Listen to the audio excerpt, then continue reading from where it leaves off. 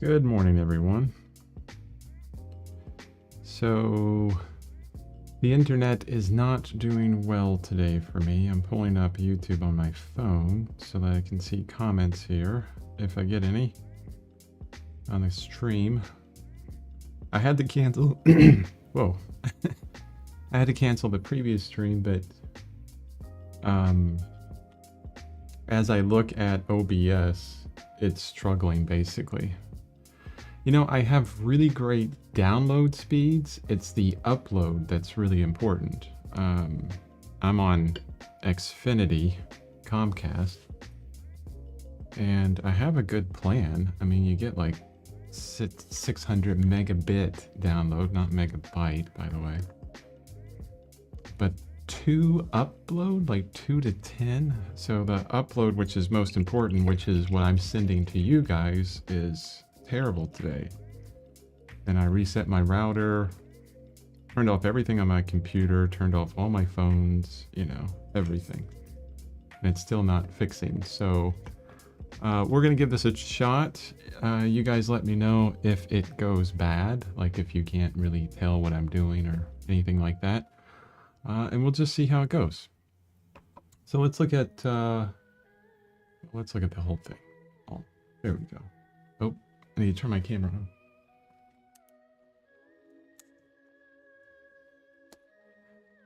Okay, so yesterday we worked on this top palm frond.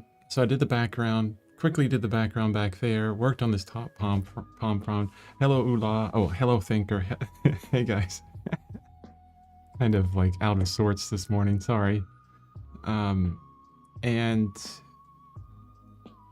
one comment from Finnish, they had said, and I agree with them, that these 3 teeth or leaves from the palm frond just don't look right. They look kind of odd and weird.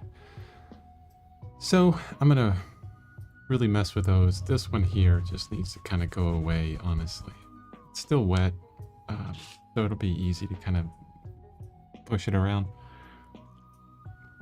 But before I do that, what I would like to do is, you know, I was bringing in a lot more cooler tones here, darkening this up and getting rid of the super intense color. I'd like to do that with the rest of the palm frond except for the highlights.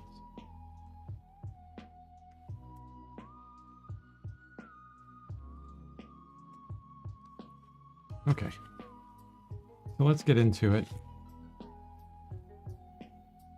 Well, this stream looks pretty good right now. Hey, good afternoon, Finish. Alright, first things first. Some of my dark color, ultramarine blue, burnt umber, and a lot of medium. And some green for this one. Some sap green, to be exact.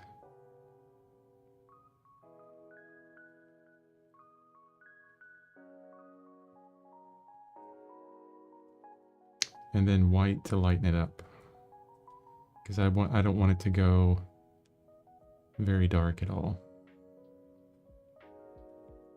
or not super dark. And then down here I'm going to add just a tiny bit of cerulean blue. That worked really well in the lighter parts for the palm frond. Although I picked up too much cerulean blue, so it's totally destroyed that color.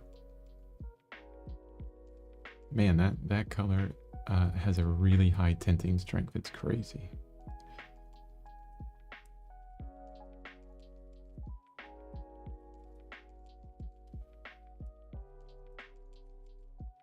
Okay.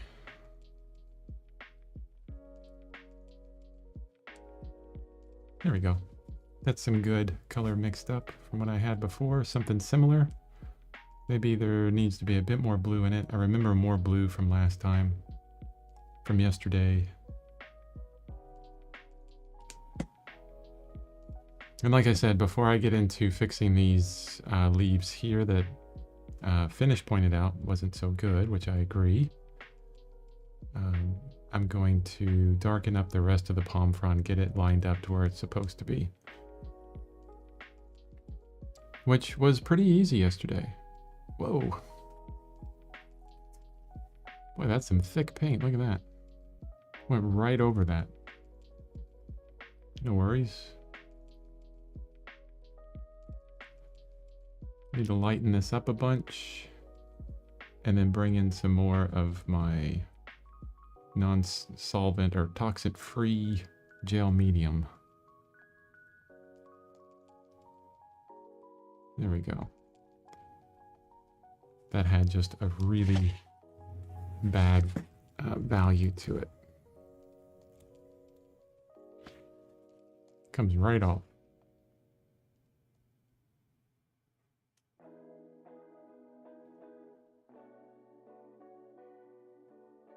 I'm going to try and stay away from most of the highlighted area as well.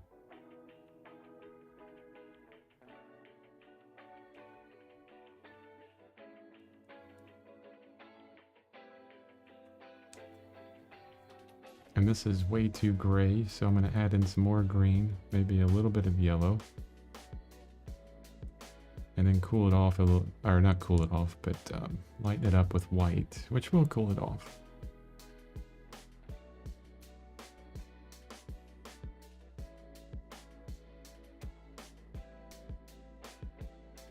Still need more green.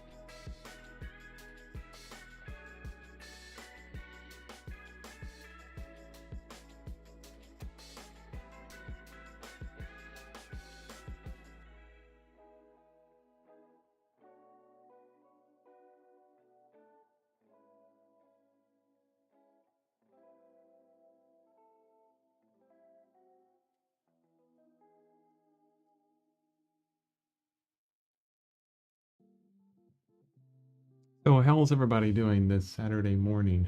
Hopefully everyone's well. And the weather's getting better.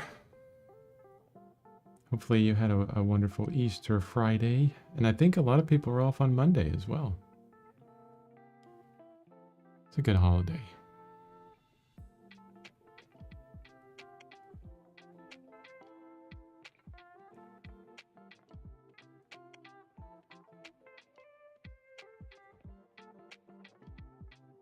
I think that's a bit too gray.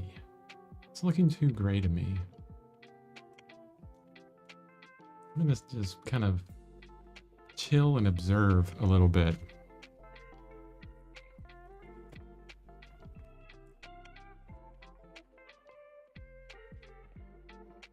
I'm still a little bit flustered from getting ready for the stream and having to deal with the internet trouble.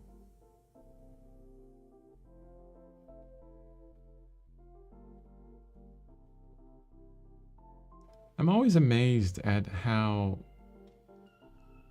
our brain, the things that we have going on during the day really affect our art. Really, well, it affects my art all the time. you know, if you just had an argument with someone, or things are not going as planned, and you know, you got a little bit kind of crazy right before the stream, or right before you start painting, it really does affect, you know, how you take in things, how you work. I'm gonna get some more sap green out because I'm feeling the need to get more and more of that. I remember a quote from Richard Schmidt's book, I think. I'm pretty sure it was from Alla Prima.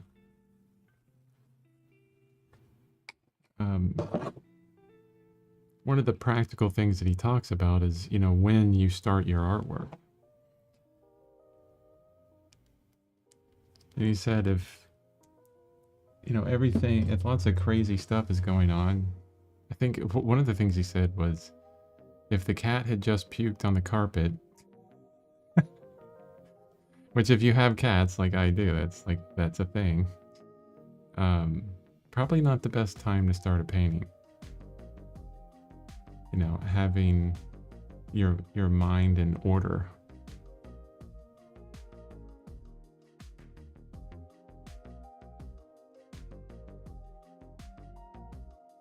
A practical exercise you can do that I do a lot is very simple. Take a deep breath. Take several deep breaths. Just down into the your diaphragm, you know, pushing your belly out basically. And then slowly breathe out. One of the things that I have to do, you know, I do it every morning, which is kind of ridiculous, but I take my blood pressure every morning. You know, it's one of those numbers that really tells you a lot about your health. Like if you ever go to the doctor, the first, you know, they do 3 things. They take your blood pressure, they look at your oxygen levels, and what else? And temperature. And they can learn a lot just by those. So that breathing exercise, just, you know, really soft breath in long and a soft breath out very long, is extremely calming. That's one thing that lowers my blood pressure almost immediately. So that's what I'm doing now. I get to paint today. Fantastic. Oh, and I see what I want to do with this one here at least. I'll come back to darkening up all that over there. So this leaf from the palm frond, I want to bring it out a bit straighter. Maybe not curve it down like the others, like it just continues on straight. It's a little bit lighter than this one and that one as well from the reference.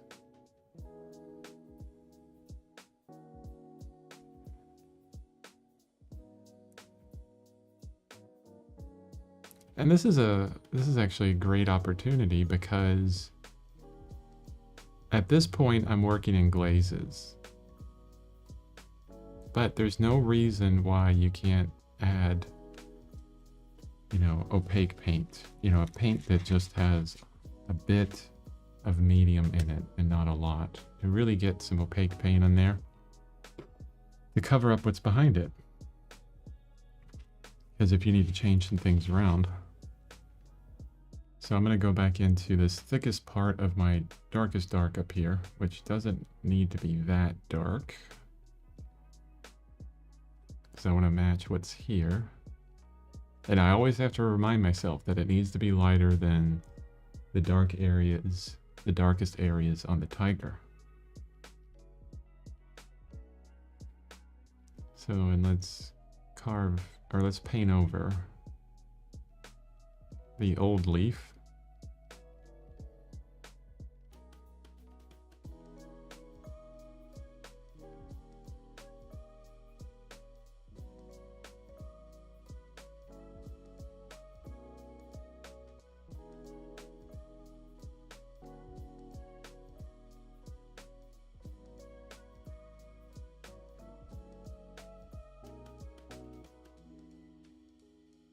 really kind of just trying to change up things a little bit.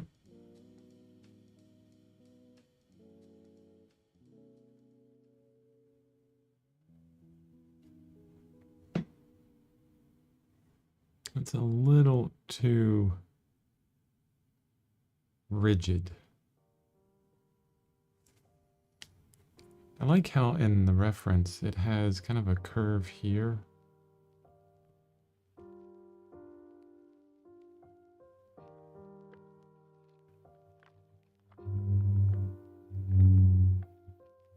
And then it curves in over here as well.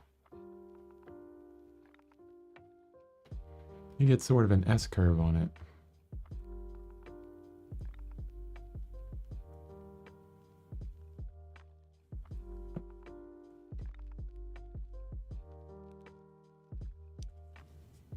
Now the only problem with it is it has really hard edges, which is fine. We can fix that. It's all still wet paint, so we'll get to that in a moment.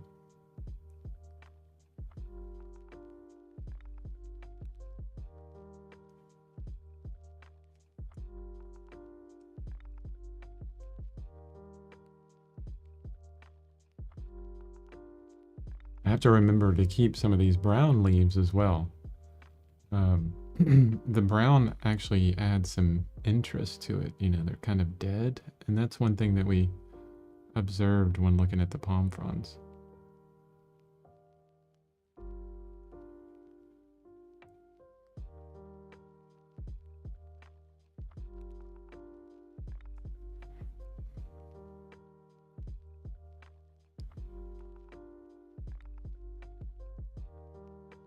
Oof. Maybe I need to get out my maul stick.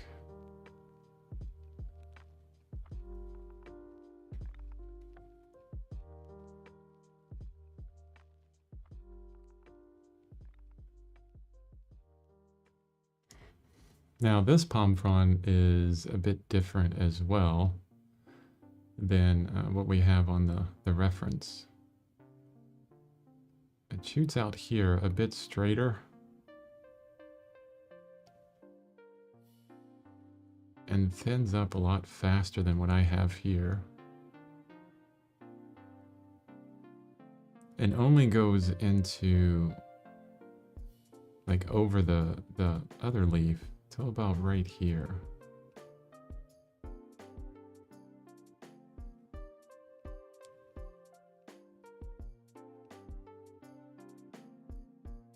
And it's got a little bit of brown on the edge as well. We can do that with the burnt umber.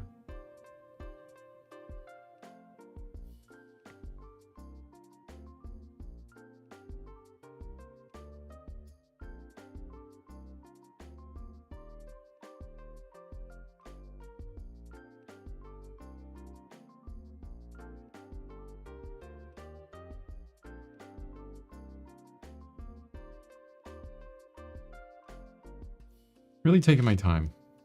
Those breaths were helpful. Really helpful. I've said this several times before, but speed is not, you know, how fast you paint is not made from how frantic you can put on the paint on the canvas. How fast you can move your arm. Speed really comes from accuracy and to be able to kind of calm and collectedly lay the strokes down in the right place the first time and not do a lot of fixing. I mean, we talk a lot about color mixing, and the better you get at mixing color, which I still plan on doing a video. I'm really thinking this one out because I get a lot of questions about it, so I want to make it very helpful. But once you get better at that, it's just a lot faster to get to the color.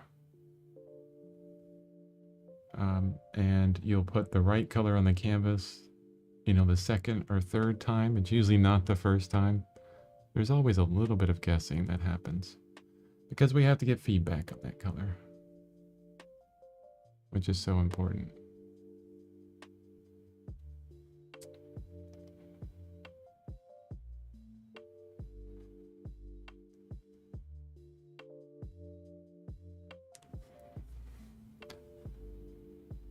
For your next painting live stream, will you go through your entire process again?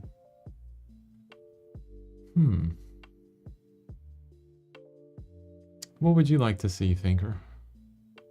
I'll turn that question back to you. Because I want to do a smaller painting. Actually a portrait.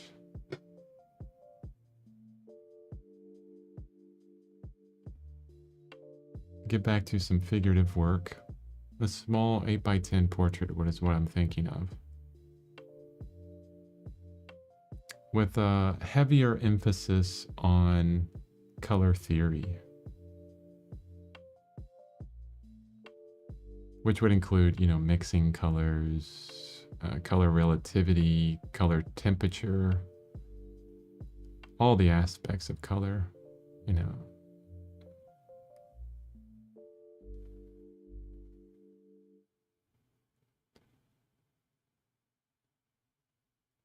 I am debating whether or not to start digitally, though.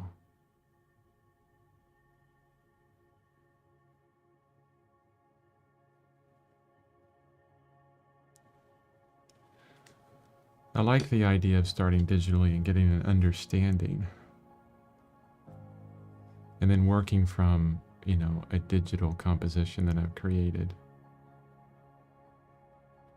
Yeah, I think I will. I think I'll start digitally, but in a different way. It'll end up different.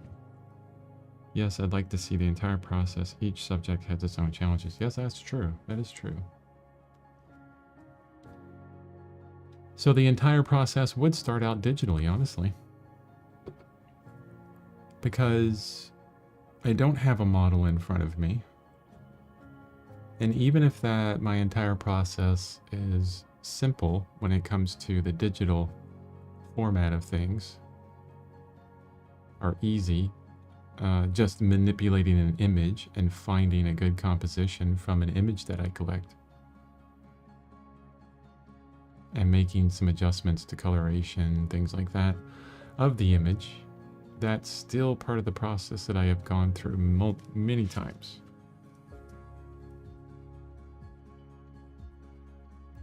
Some are easier than others. Sometimes I, you know, look at an image and say, wow, it has everything I need. Or, you know, I don't need a lot for this image. I just want to paint the image exactly how I see it.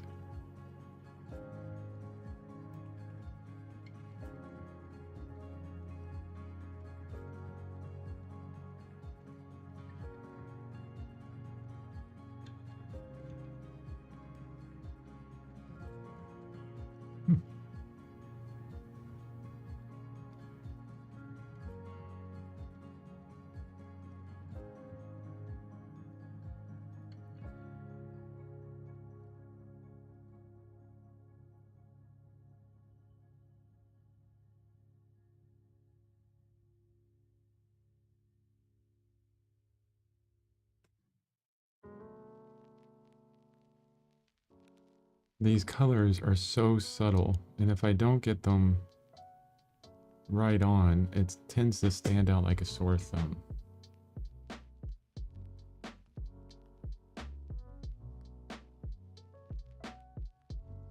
I'm talking about the color, but, you know, in the background here, and how it matches the background up there in some way.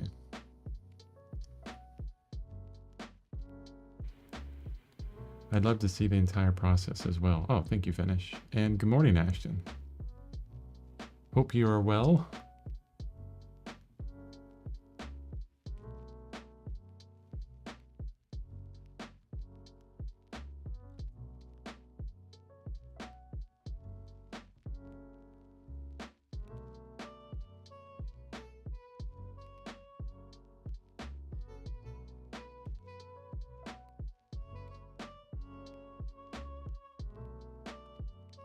Bit too light. Really, you know, most of the adjustments that I'm doing here, I mean, besides the drawing adjustments, barely moving some of these leaves around so they don't look so mechanical. But most of what I'm worried about as far as coloration or color is just value. You see how that piece I put on there just now is just way too light.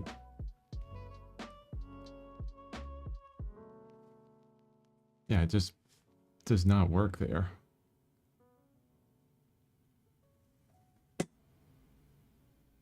Especially considering, you know, I have this part of the frond turns down, so it gets less light on it.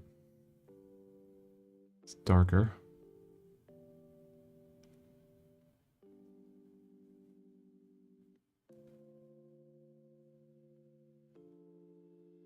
And I'm going to lose that edge some as well, I think. Doesn't look right now.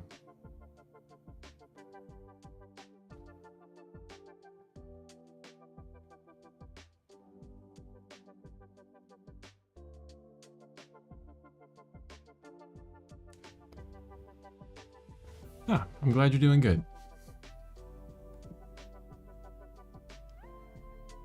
Kind of a calm stream today. Well, now it is. It was hectic at first, Ashton, because I had internet troubles. Had to start late because my internet wasn't doing well. Now it seems to be doing well, which is good. What's really annoying that I find on Comcast / Xfinity, whatever they are calling themselves now, is they hide their upload rate. They know it's terrible, but they hide it. I mean, most people are interested only in download rate because they're consuming. But I'm interested in the upload because that's what I'm giving, is like all this data.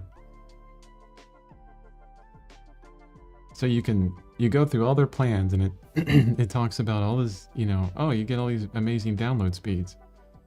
Like, yeah, but what's the upload? And the difference between them, and I'm sitting here talking about tech stuff. The difference between them are tremendous. You know, you get a 1,000 megabit, you know, gigabit download.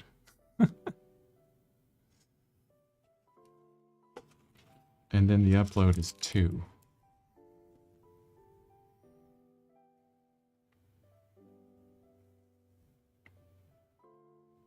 Thinker's probably nodding his head. He knows. He knows what I'm talking about. And then they do this thing where they talk in bits when they're talking about internet speed. Yet every browser, every download program on the planet measures download speed in bytes, you know, or the file size in bytes. And then you're like, okay, what's the conversion between bits and bytes? Ugh. And what does that actually mean?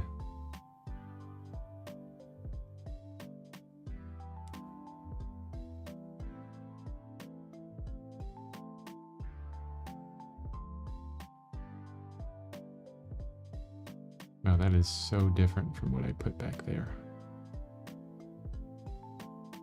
See how I'm doing this thing, and maybe let me see if I can go way in.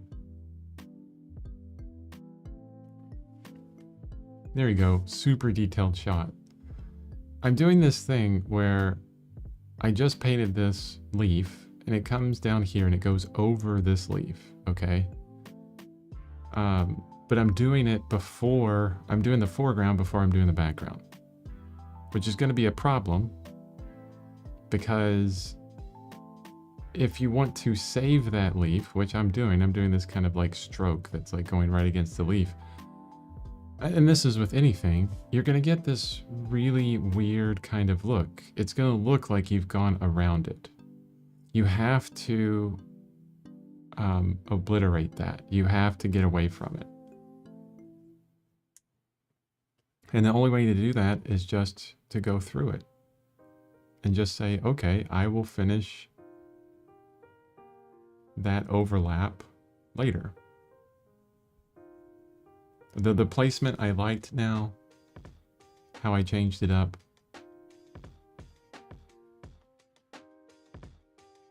But I need to do that palm frond separately, let it dry, and then bring the other one back over it. So yeah, I have to paint those basically again.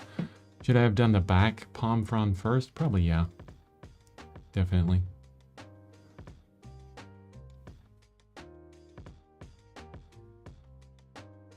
Planning, you know, insufficient planning on my part there. Definitely. It's why, you know, landscape painters kind of go back to front. But then there's always kind of a give and take, right? I could do the entire, like I started with my focal point. I love starting with a focal point. Get that right. Get all the details in there. This is what I want people to look at. This is when I have the most energy on the painting.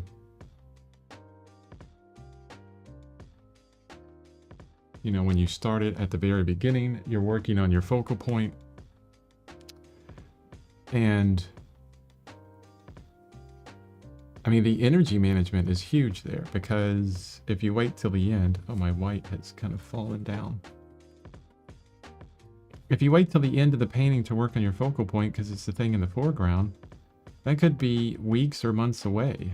Maybe you had to take a break from it or whatever. And all of a sudden, you don't have as much motivation for that area, and you're not going to do it as well. And it's the most important part of the painting. So there's going to be some give and take on it. So I could do this whole palm frond, like 90% of it, and just these tips I need to go back and fix. Totally fine. So the head of the tiger was the same way.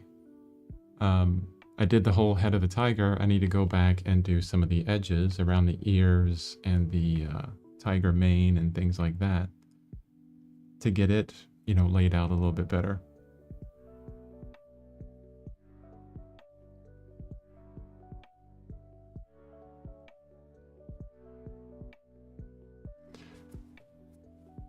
Can't you go over the back frond with the paint of the foreground frond with thicker paint? Well, yeah. So one of the properties of oil paint that becomes a bit difficult is really layering the paint while it's wet. It's not so easy. Usually the way you do that is the paint in the background is thinned out a lot, usually with a solvent. Usually it has a solvent that's thinned out with it. And it doesn't manipulate your top mixtures as well.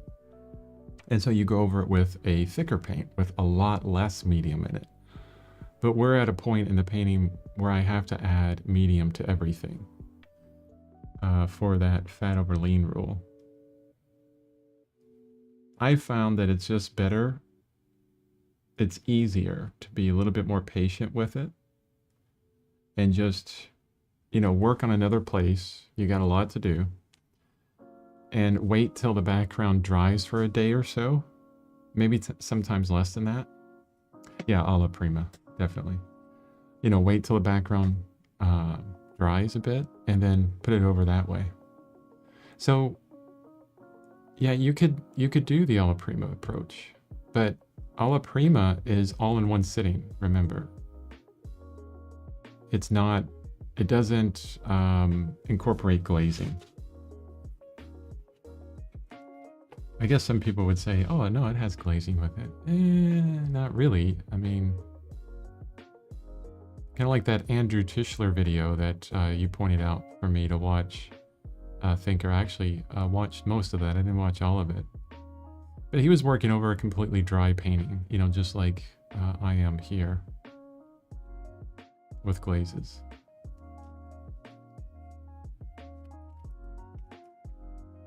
In my limited experience with alla prima, I'm always picking up more paint than I'm putting down. Yeah, there's going to be a mixture. There's a lot of mixing on canvas. It's a reason why Richard Schmid used some of those really long, soft brushes, because you could pick up a bunch of paint and you could just kind of lightly lay it on top of other paint. It takes great skill to do that and do it well. And the way you get that skill is just practice. I don't have those brushes to practice with.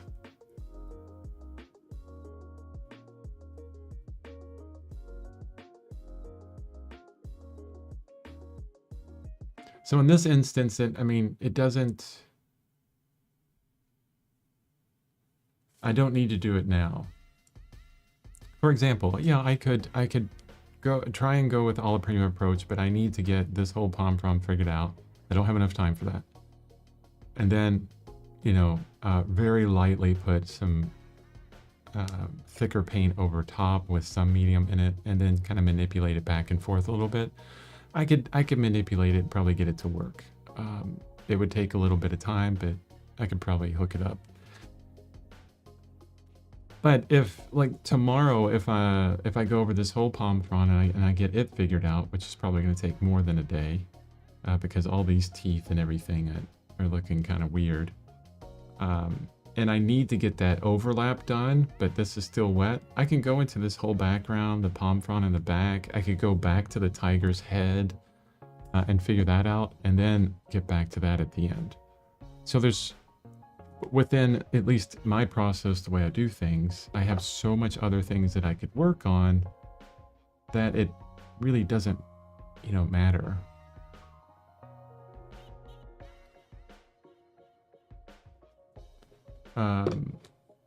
Even if it was the last thing on the painting and I'm waiting for it to dry, maybe, you know, the whiskers, I'm like, guys, I'm gonna let it dry for another 3 days. I'll go on to another painting and then say, okay, this is dry, let's go come back to it. That's always fun, kind of coming back to something after a few days. So having that kind of patience with it, I think, is good. And this revolves around this process here that I'm using. If you were doing an alla prima painting, of course, you know, we're gonna try and get that thick paint right on there. I'm gonna go for it.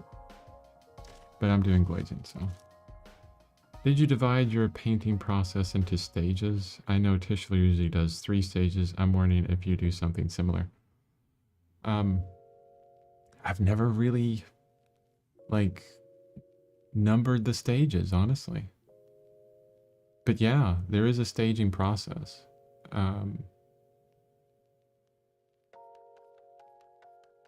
it mostly has to do with glazes and drying time.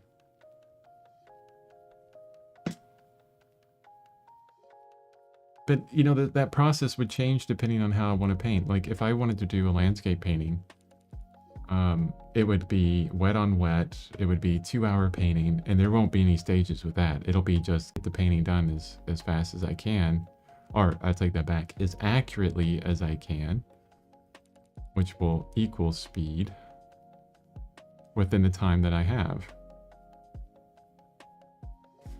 But this process, we worked it up completely in digital. There's a whole design process that I went through. That's really stage 1. That's the most important stage, going through that whole design process. Figuring out the painting, and really that determines the success of the painting, honestly.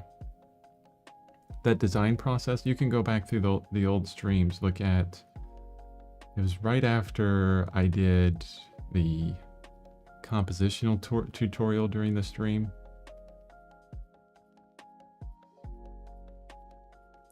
But we had the idea and then started collecting imagery and working it up through the design process, and then doing a bunch of thumbnails, figuring out which one works best, doing some compositional studies on that, and then getting drawing form and color figured out, at least in a general sense, and then bringing it to the painting, which is stage 2, the drawing of it on the painting, really the transfer of the drawing onto the painting. Stage 3 is fixing that drawing.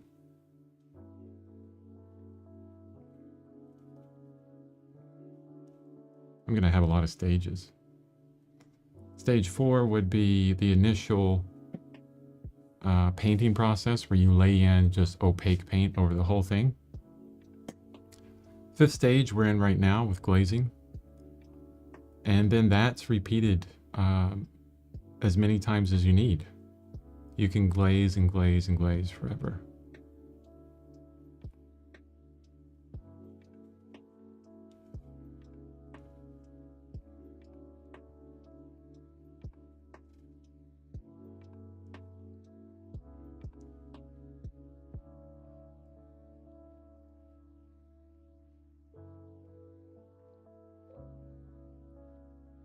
But even though there's multiple stages, honestly, depending on the subject matter, depending on what you want to get out of it, you can omit stages, or at least, you know, things I've talked about here, you can omit them, or you can shorten them tremendously. For example, if I was doing an 8x10 portrait, which will probably be one of the next things, and we're just going to manipulate the photograph onto an 8x10 rectangle and find the best composition, you know, basically where can we place that rectangle within the photograph to make the composition of the head a bit more interesting. That's going to do, you know, the compositional stage is going to be really easy. I don't need to go through the entire design process. And then the transferring of that onto the canvas, or the drawing onto the canvas, will be really easy because, yeah, it'll just go down a lot faster. It's not a lot to work with. It's a head with some drawing concerns. The initial drawing will go down pretty easily. And then there'll probably be some fixes, more than I would like, I'm sure. And then on to the opaque painting process. That would go down really quickly. So this painting here is really, I would say, abnormal to my, you know, a lot of the paintings I've done in the past year. Because it's been much more complex.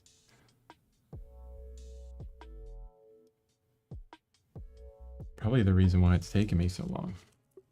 It's the first time I've done something as complex as this. Actually, the only thing that I've probably done as complex as this, or close to it, I did a painting of myself with my cat on my desk. You know, I'm sitting next to my desk and my cat's there. I'm actually looking at the painting right now.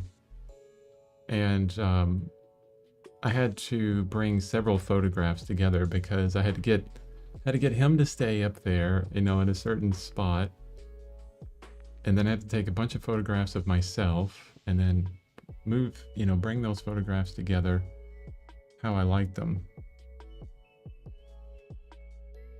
And this is before I had any idea as far as digital painting or anything. So I was just using Photoshop and a mouse. But even then, it was, you know, it was nothing but photographic manipulation. And so I painted directly from the photo.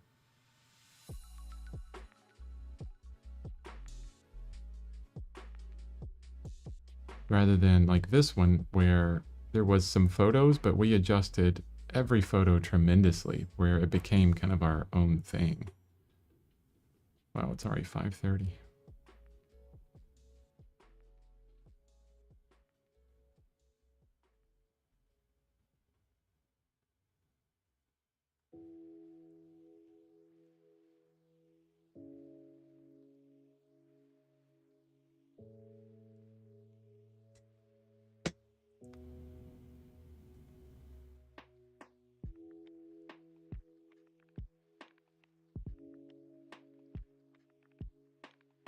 I think, you know, I'm thinking about your work finish. I'm thinking about the painting that I saw on your, I was commenting about on your Instagram. With the 4 figures, it was earth, water, fire, and music.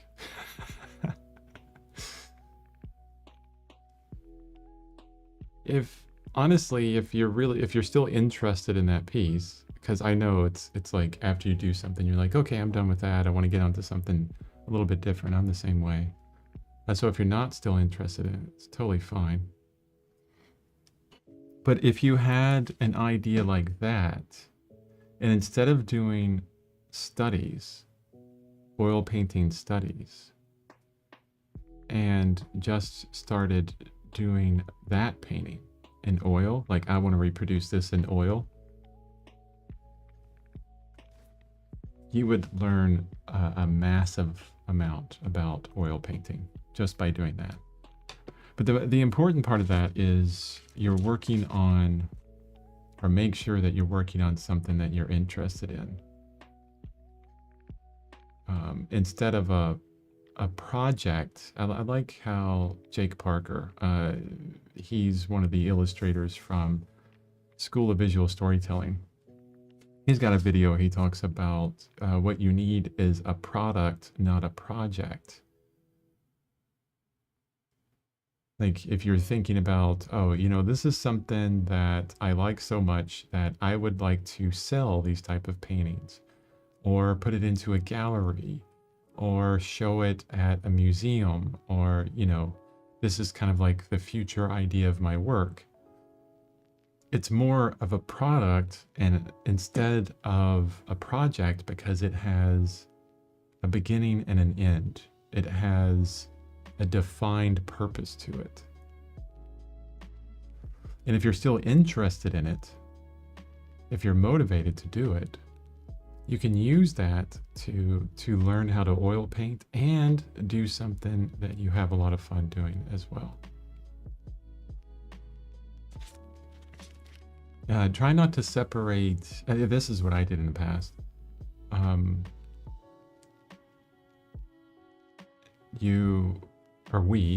would go, okay, well now I need to practice. I need to work on my drawing skills. So I would do something completely different, like figure drawing, gesture drawing, whatever. And these were, you know, in my mind, okay, I'm not going to keep these. These are not important. They're just practice pieces. And for years, I got, you know, I don't know how many of those I threw away because they were just practice. But I really think now that if I would have gone back and said, okay, how can I get the practice in and also make this, you know, something more than what it is, like a product.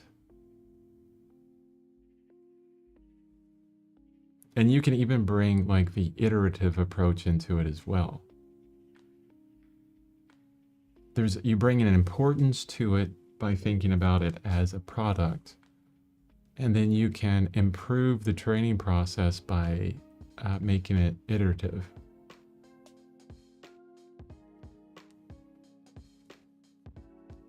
I am interested. I want to create a better version of it. I'm mostly not happy with how I did the lighting, and after you pointed it out, the anatomy of the figures needs revision.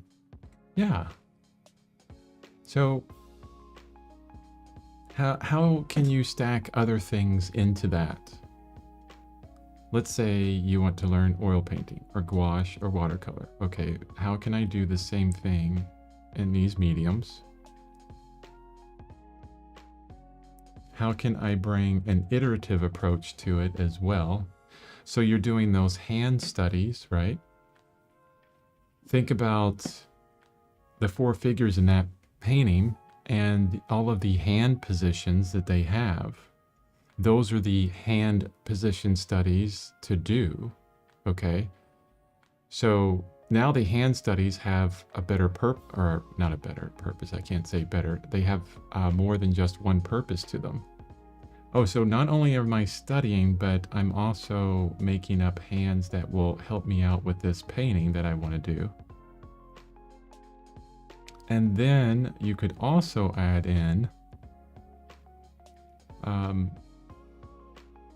a bit of a, you know, productization of it, I guess. And it's kind of like really bad terminology. Sorry. I mean, I'm trying to struggle with the language there, but when I say product, it's just more about importance. So let's say you're painting these hand studies and you're painting them for a gallery. The gallery has approached you and they said, hey, finish. We have a show and I love your hands. And the show is all about touching and feeling. Sensation. Could you do a series of hands for us? Because I love your hands. You see how the mindset would change there? So all of a sudden, you have to think about, oh my goodness, I can't just, get out, a pad of cheap canvas now. What's the background going to look like? It can't just be white. Maybe there's a faded gray background, What's the composition look like on this hand that I'm practicing? And maybe I'll do a set of 20 of them. Same hand, 5 different positions, and 5 different color variations for each of those 5 hands. So now, here's what you're doing. You've stacked so much together within that. So you're doing 20 different hands. The 5 positions, or 4 positions, are all about that bigger painting that you want to do in the future, because you're practicing those hands for that. You're doing it in oil paint, and it's helping you understand oil paint. You're doing it with the understanding that it's going to be hung in a gallery, so you're thinking about composition, lighting, better materials, things like this. And then if you do the sets of 5, because 4 times 5 is 20, each of those 5, if you say this one is going to be, the motif is going to be blue, this one's going to be purple, this one's going to be green, and this one's going to be red and then orange. If you do it in those motifs, you're also practicing color relativity and color temperature.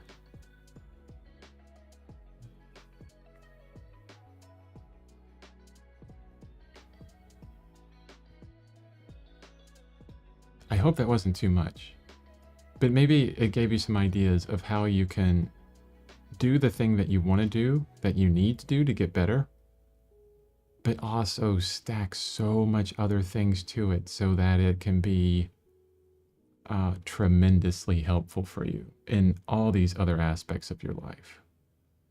Not only your life, but, your skill level. Guys, you don't have to just do a bunch of studies on one particular subject and then move on to, quote unquote, the real painting project. You can bring them all in together.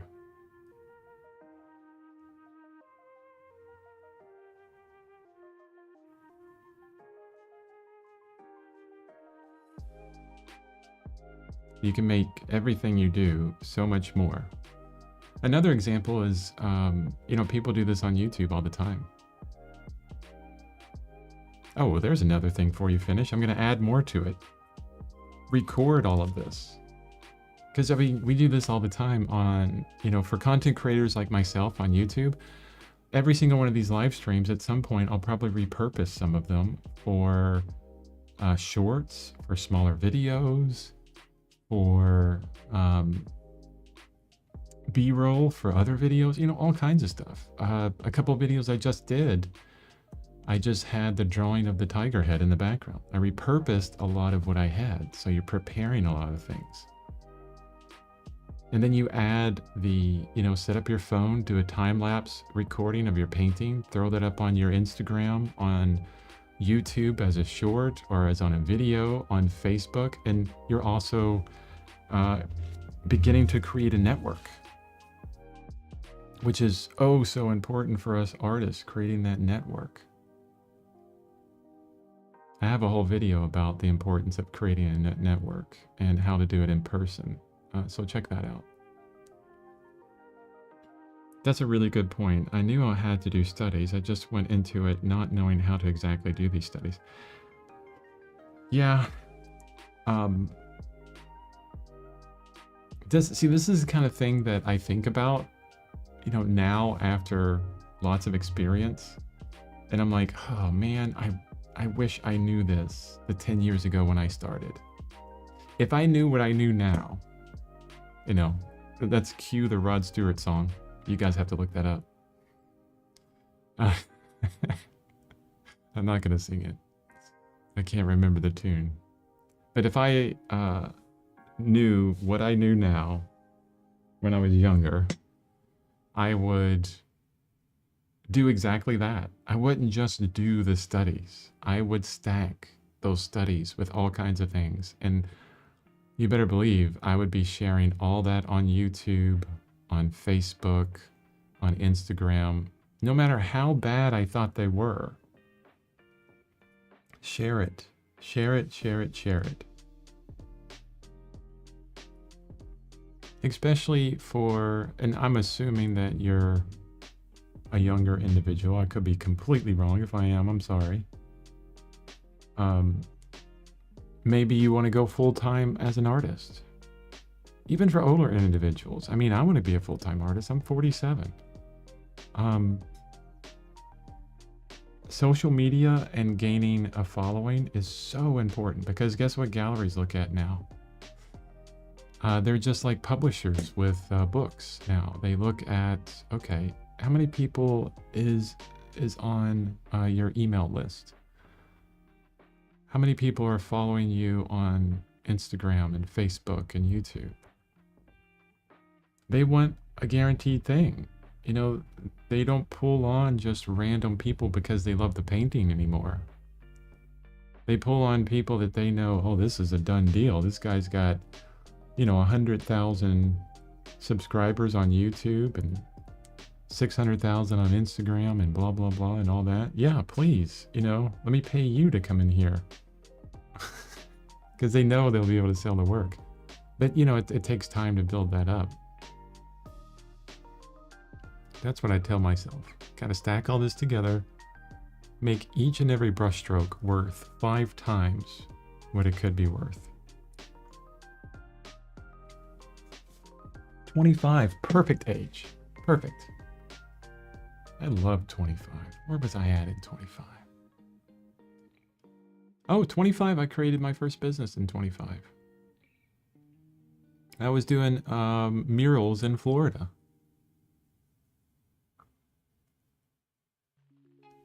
Yeah. Didn't really like it. I wasn't as intelligent or I didn't have the information I needed as far as, you know, creating a business back then.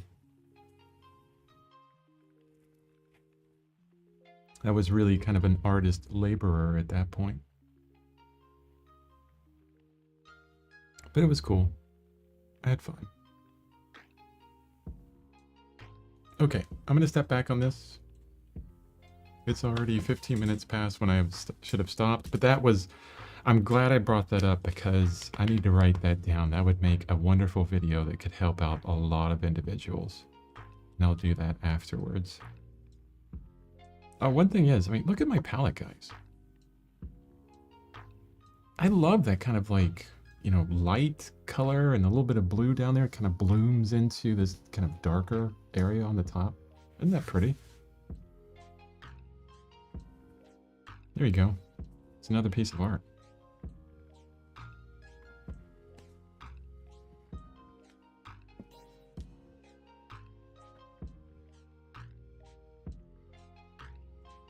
Okay, I'm gonna say that the palm frond leaves look a little bit better. The coloration I don't like so far. I did accomplish one thing. I pushed them back, I darkened them up. They're not as intense. The light on that palm frond is getting there somewhat, but it still needs some help. I probably could have got a lot further today if I didn't have the internet trouble, but that's okay. I'll learn next time to kind of calm down before I start the stream again.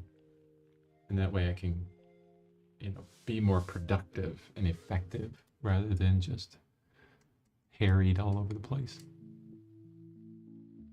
But overall, like if I squint my eyes, the value and the saturation is much better there. And that was the most important because before it was just way too crazy. I think on Monday, because no stream tomorrow, no stream on Sundays. Oh, by the way, that's not a religious thing. I just decided Sundays is a day where I won't do streams. Weird. Sorry I added that in. I think on Monday, I'm going to work on that back palm frond and get that kind of figured out first because I really understood the mistake that I made by working on that front palm frond first. Anyway, that's the stream, guys. Thank you so much for joining. Thanks, Finish, Thinker, Ula, for showing up and listening. Good luck, Ula, on your streak. Hopefully it's getting larger and larger. Today's what, 22 or 23 days in a row? Yay! So keep painting, keep creating, and I will see you guys on Monday.